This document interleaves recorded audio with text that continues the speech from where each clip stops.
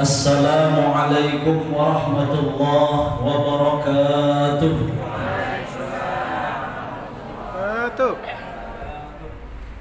Bismillahirrahmanirrahim. Alhamdulillahi rabbil alamin. Hamdan yuwafi ni'amahu wa yukafi'u mazidah. Allahumma salli wa sallim ala sayyidina Muhammadin miftah bab rahmatillah. Adada ma fi ilmillah salatan wa salaman daimain mutalazimain ila yaumil qiyamah. Amma ba'du fa aqulu rabbi shrah li sadri wa yassir li amri wahlul 'uqdatam min lisani yafqahu qawli. Yang terhormat dan sama-sama kita hormati serta kita muliakan Kepala Kantor Kementerian Agama Kabupaten Tanjung Jabung Barat, Bapak Dr. Haji Ar-Rahman Sayuti. Yang saya hormati dan saya muliakan para kasih, para kepala KUA, para kepala madrasah, seluruh pegawai yang ada dalam lingkup Kementerian Agama Kabupaten Tanjung Jabung Barat yang hadir pada kesempatan pagi hari ini, dan tidak lupa khususan juga yang saya hormati dan saya muliakan, saya lihat di belakang sana ada guru saya, Kiai Muhammad Thaha, guru di MTS N3 Pengabuan, yang sudah banyak mengajarkan saya mulai dari ilmu nahwu, sharaf, fikih. Bapak Ibu jamaah sekalian rahimakumullah, saya ditelepon sama Pak Kasih Madrasah, Ki, Kepala MTSN minta awak ngisi ceramah maulid di Kemenang. Saya mikir, Pak, saya iyakan, ini yang hadir suhu-suhunya galau. Saya tolak lah ceramah nih gawe penyuluh agama lah. Saya tolak ceramah sini sama dengan merendahkan profesi sebagai penyuluh agama. Penyuluh agama yang nolak disuruh ceramah itu sama dengan guru nolak disuruh ngajar. Sama dengan kepala KUA tak berani suruh nikahkan orang. Menung saya mikir. Akhirnya saya iyakan. Dengan segala resikonya, walaupun gemetaran kaki sudah di training Pak Kemenang tadi. Mudah-mudahan pertemuan kita ini mendapatkan berkah dari Allah Ta'ala. Amin ya Rabbal Alamin. Saya tahu persis, biasa kalau acara di Kemenang ini yang isi itu ustaz-ustaz papan atas. Lah ini papan mal suruh isi. Tapi orang bijak pernah berkata, yang profesional hari ini dulu juga pernah menjadi amatiran. Yang mahir hari ini dulu mereka juga adalah pemula. Maka kepada teman-teman penyuluh, guru-guru pemula, pede sajalah. Terus kita berkarir menggali potensi untuk menjadi profesional, untuk menjadi orang yang mahir.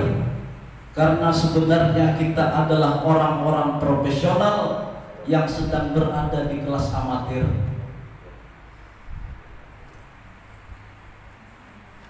Bapak Kemenang yang saya muliakan dan saya hormati, Bapak Ibu hadirin sekalian yang berbahagia, Pak Kemenang pesan jangan lama-lama. Tak dipesani pun saya tak lama, Pak. Tak telat saya lama-lama bertegar di sini. Alhamdulillah, segala puji bagi Allah atas nikmat yang takkan pernah dapat kita hinggakan. Salah satunya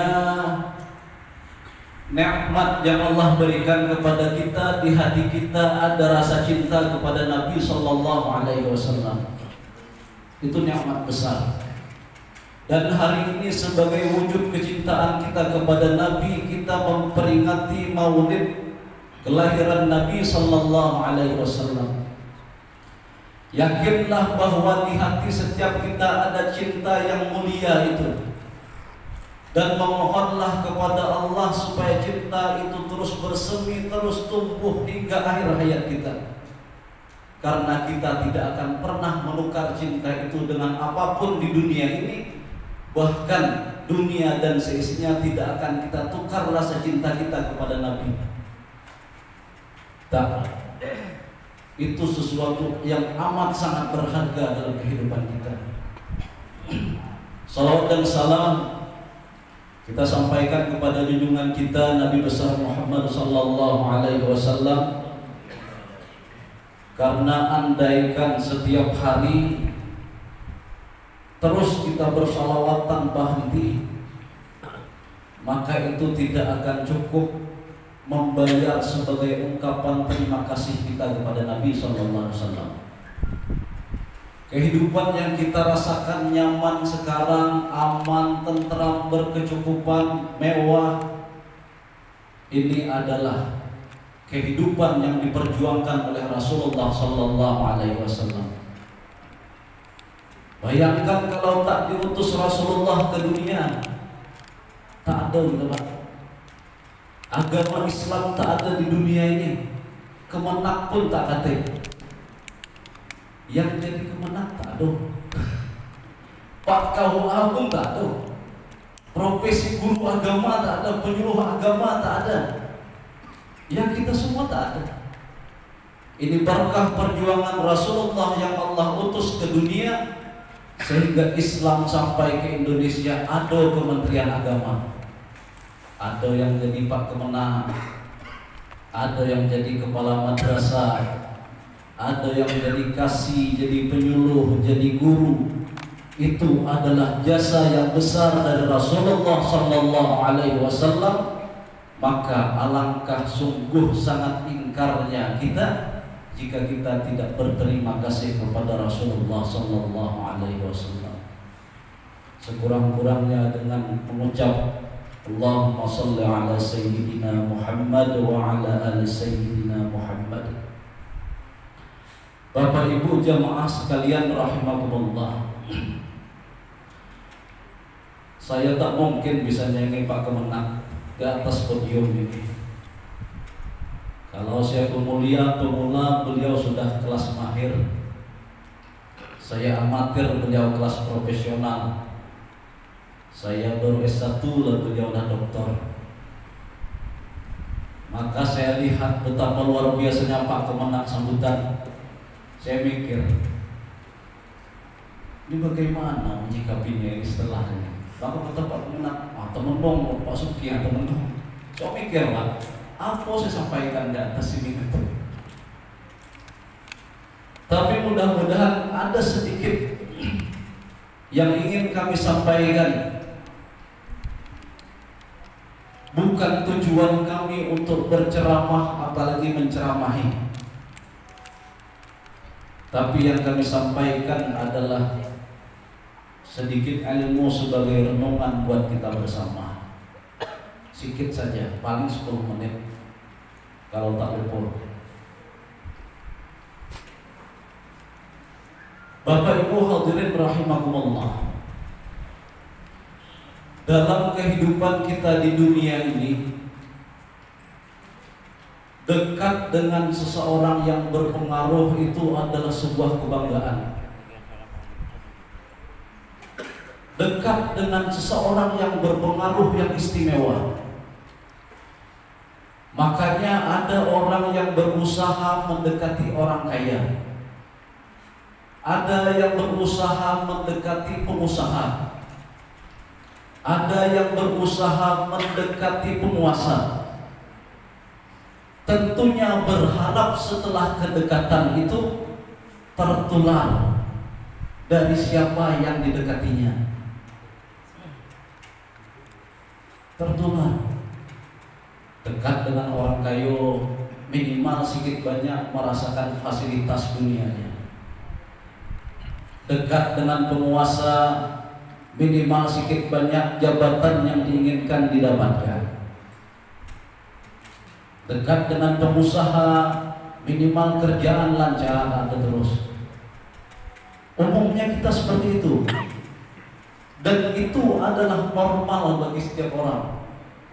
Tapi yang menjadi renungan kita hari ini adalah di akhirat kelak, ketika harta, kekayaan, jabatan itu sudah tidak ada bedanya lagi.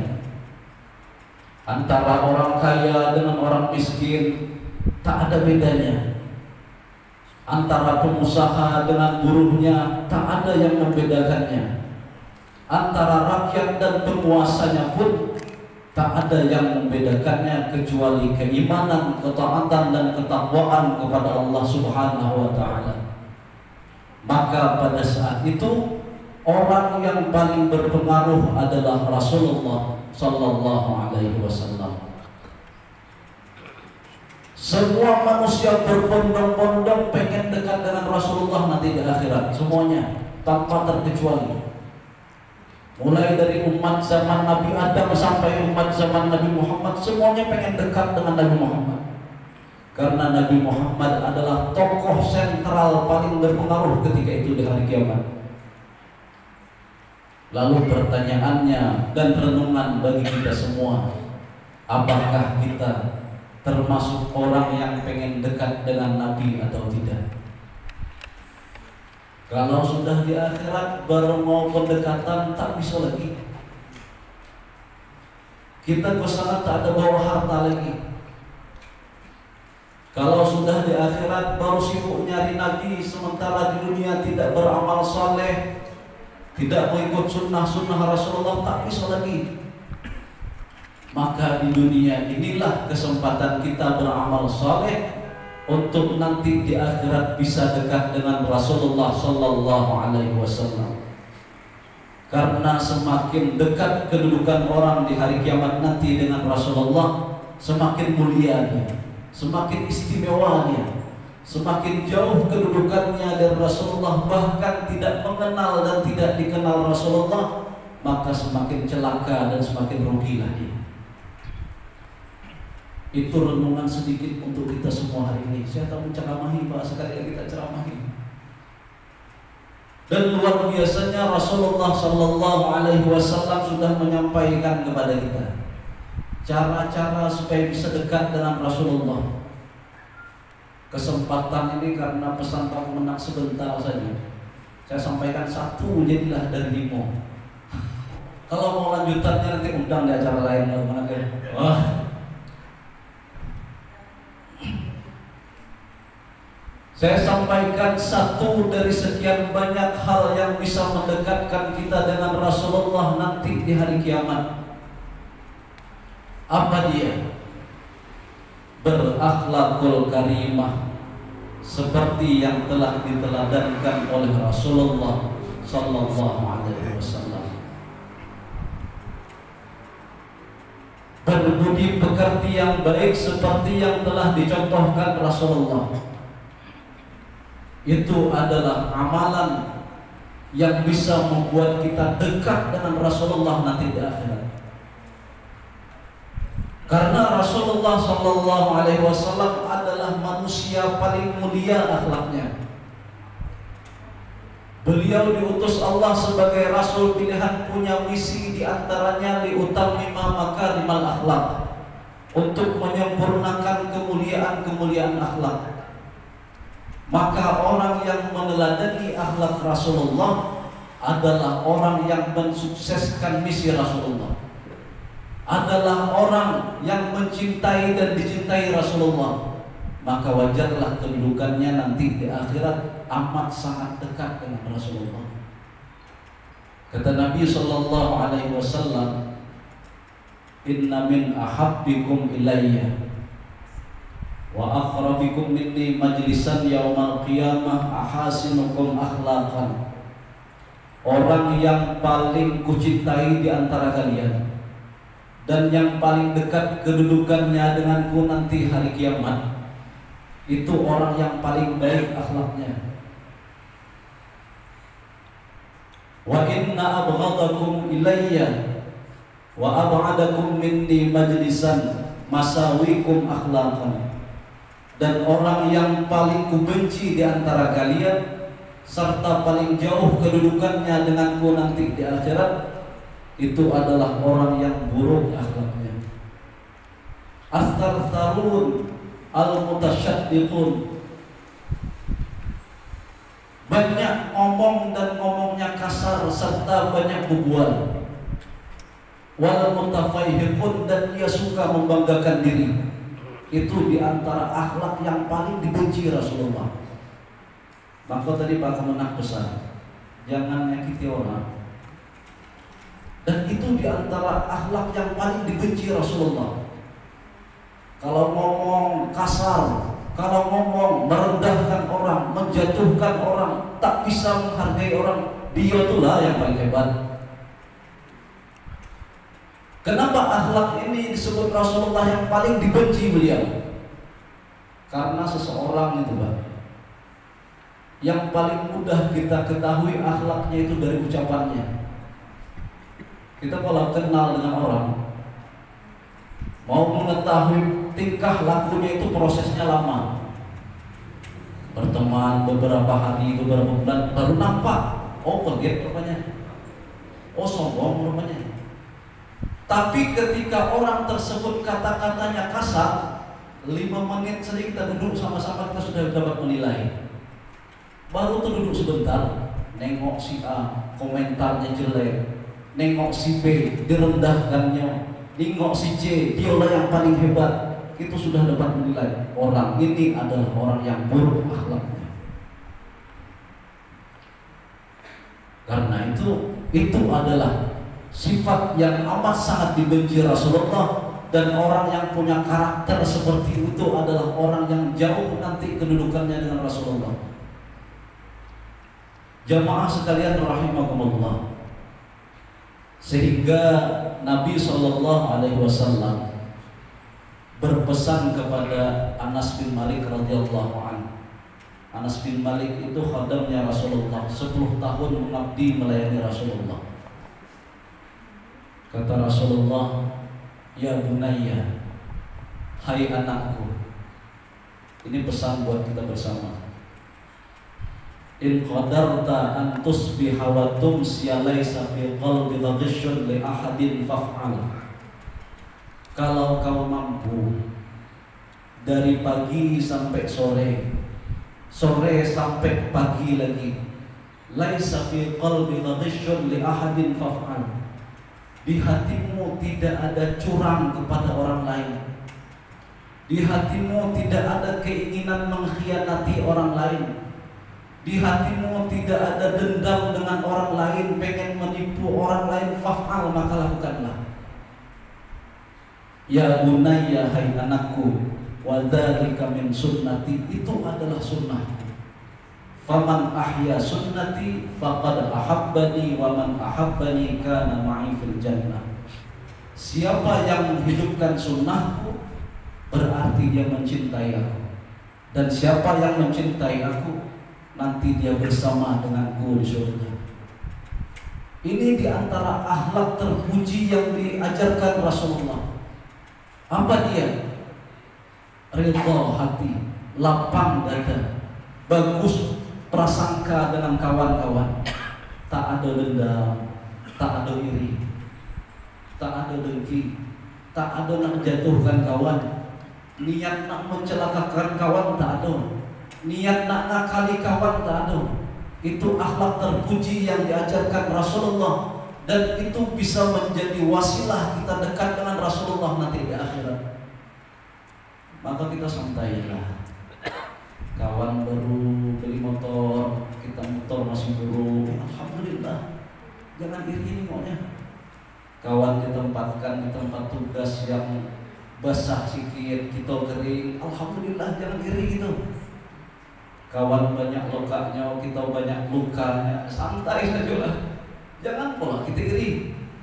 Ngasut kawan sana sini, fitnah kawan sana sini, menggibah kawan sana sini.